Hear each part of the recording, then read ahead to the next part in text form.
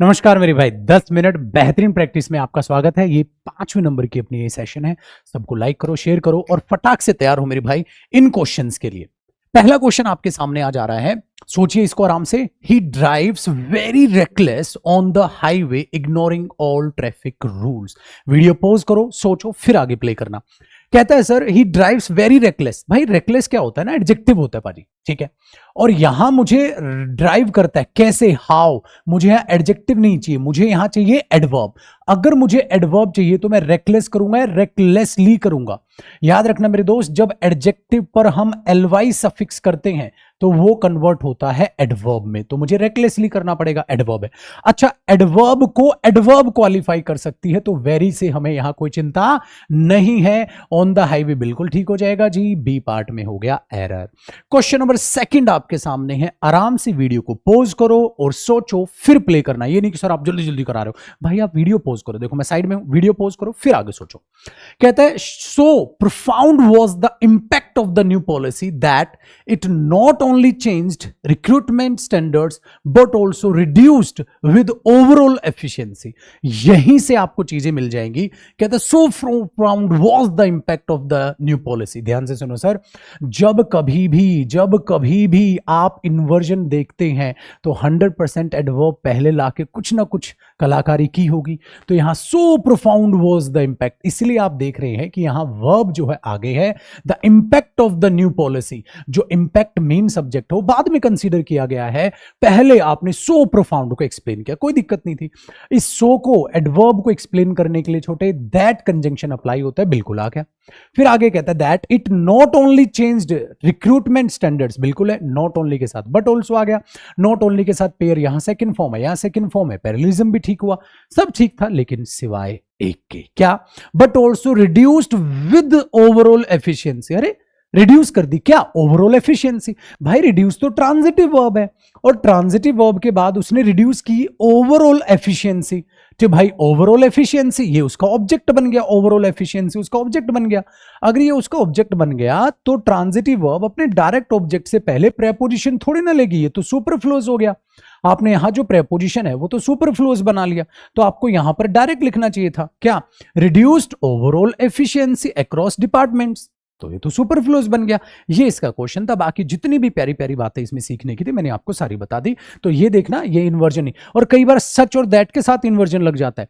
Such was his reply, such was his reply that I slept him, या his reply was such that I slept him, उसके साथ भी ये बनता है। ठीक है ना भाई? चलो क्वेश्चन नंबर 3। अब एक काम करो, फिर से वीडियो को पॉज करो, पॉज करके आगे मेरे भाई मेरे से सुनना जब आप क्वेश्चन को ट्राई कर लो। अब जैसे आगे तो वीडियो पॉज कर ली होगी आपने।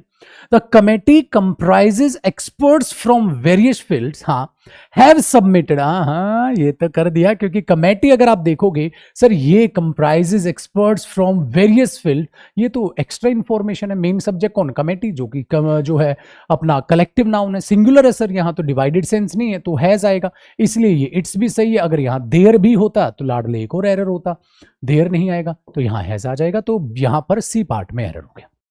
अब क्वेश्चन नंबर 4 है। 4 में फिर वीडियो पॉज करो, फिर सोचो, फिर आगे देखना। कहता है द नंबर ऑफ पार्टिसिपेंट्स जो है इन द एडवांस्ड वर्कशॉप, हाँ, वो surprisingly low given the extensive promotion. आपने बोला सर बहुत आसान है, क्यों? क्योंकि जो नंबर ऑफ होता है, द नंबर ऑफ, आंकड़े की बात हो रही है, द नंबर ऑफ, ये जो आंकड़ा होता है ये अपने आप में क्या मानता है? सिंगुलर। अगर आंकड़े की बात है तो वो क्या हुआ मेरे भाई? वॉज। तो यहां ये सब्जेक्ट वर्ब एग्रीमेंट के लिए चला गया, और सी में ये चीज हो गया। इसको मैं एडजेक्टिव में पढ़ाता हूं, the number of. A number of अगर होता मेरे भाई तो प्लूरल नंबर है, तो आ नंबर ऑफ पूरे की पूरे ओवरऑल चेंज की बात करता है, इसके बाद भी प्लूरल नाउन आता है, लेकिन मेरे भाई इसके साथ प्लूरल वर्ब आती है। तो ये ओवरऑल चेंजेस की बात करता है, सिर्फ आंकड़े की बात करता है कि नंबर बढ़ रहा है, द नंबर ऑफ के साथ हम सिंगुलर वर्ब लगाते हैं, इसलिए ये कारण होता है। क्वेश्चन नंबर 5 अगर आप चाहते थे ना, है 5 अगर बात करें मेरे भाई, फिर से वीडियो पॉज करो, शांति से सोचो, फिर आगे सोचिएगा। She emphasized on the need for regular practice to improve performances. आपने बोला सर चलो चेक करते हैं, उसने एम्फेसाइज किया किसको? The need for the regular practice को। ठीक है सर। सर एम्फिसाइज किया किस पे? फिर से वही कहानी सर, एम्फिसाइज ट्रांजिटिव वर्ब है, अभी अभी इस टाइप का एक क्वेश्चन था। ये ट्रांजिटिव वर्ब है सर, ये अपना ऑब्जेक्ट डायरेक्ट ले लेगी, इसको प्रेपोजिशन की कोई रिक्वायरमेंट नहीं है सर। ये जो प्रेपोजिशन होगी ये सुपरफ्लुअस होगी, तो सर ये तो सुपरफ्लुअस हो गया, ओन आपको हटाना था। द नीड फॉर, यहां जो नीड है वर्ब भी होता है भाई, ये नाउन भी, लेकिन ये नाउन है आर्टिकल के बाद। ठीक है, किसकी? ये प्रेपोजिशन हो गया। रेगुलर प्रैक्टिस, भाई ये प्रैक्टिस नाउन होता है ना, हाँ ये प्रैक्टिस नाउन के लिए आ गया, रेगुलर एडजेक्टिव हो गया, बाकी कोई दिक्कत नहीं है। ठीक है, क्वेश्चन नंबर 6 से पहले मेरे भाई ये बैच की जानकारी, बहुत ताबड़तोड़ वाला बैच है, सारे धुरंधर आपको एक साथ मिलेंगे। कैरविल ऐप डाउनलोड करो, वहां से बैच लो अगर आपको एकदम बेसिक से लेकर पूरे एग्जाम लेवल तक पढ़ना है तो। अगला क्वेश्चन नंबर 6, फिर से मैं कहूंगा वीडियो पॉज करो मेरे भाई, फिर आगे प्ले करना। इसमें क्या कहता है? कर ली वीडियो पोज, आगे चलो। ये मत सोचना मैं तेज पढ़ा, आपको वीडियो पोज करनी है भाजी। Neither of the applicants have submitted the required documents. आपने देखा sir, neither of the applicant से एक्स्ट्रा इंफॉर्मेशन हुई, नीदर यानी दो में से कोई भी नहीं, तो ये नीदर प्रोनाउन हुआ जो कि अपने आप में सिंगुलर होता है। ठीक है, अगर ये सिंगुलर होता लाडले तो मेन सब्जेक्ट हुआ, तो हैव नहीं, क्या आ जाएगा?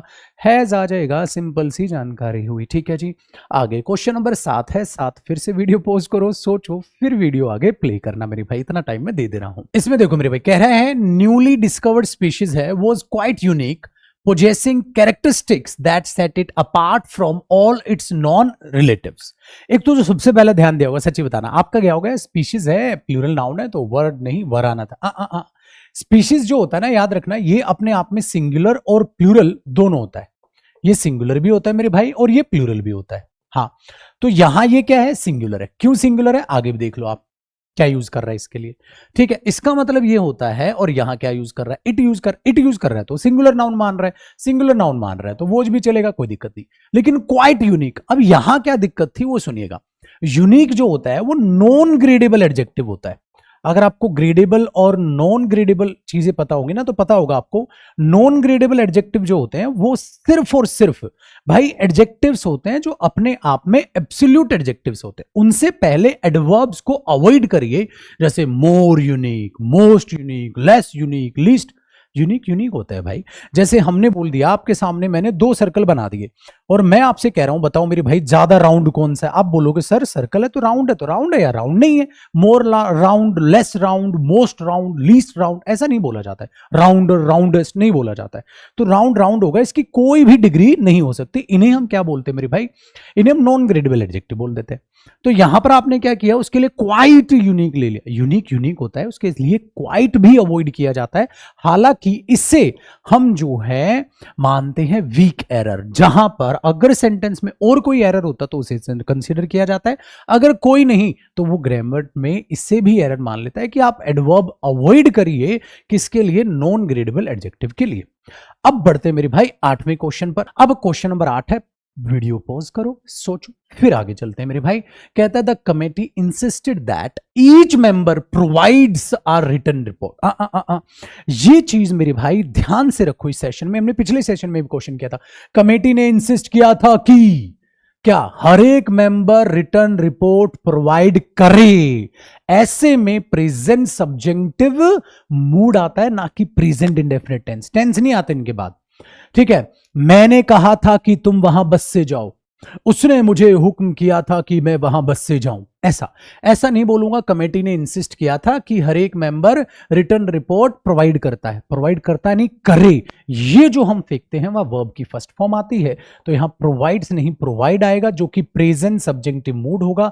हर एक बैच में मैंने तसल्ली से पढ़ाया हुआ है, जिसको पढ़ना है मेरे भाई वो बैच लेके बिल्कुल एकदम जीरो से बेसिक से पढ़ो पाजी। ये चीज आपको यहां से याद हो जाएगी, प्रेजेंट सब्जेक्टिव मूड वाली कहानी थी। आगे देखें गुरुजी, क्वेश्चन नंबर 9 पे आगे। वीडियो पॉज करो, सोचो, फिर आगे प्ले करना। The director explained that the report was delayed because the data was not yet collected। आपने बोला, डायरेक्टर ने एक्सप्लेन किया था कि जो रिपोर्ट थी वो was delayed थी। क्यों थी? बिकॉज, क्योंकि कंजंक्शन आ गया। जो डेटा था, ठीक है, was not yet collected, data भी कलेक्ट नहीं किया गया। अब भी कलेक्ट नहीं किया गया था।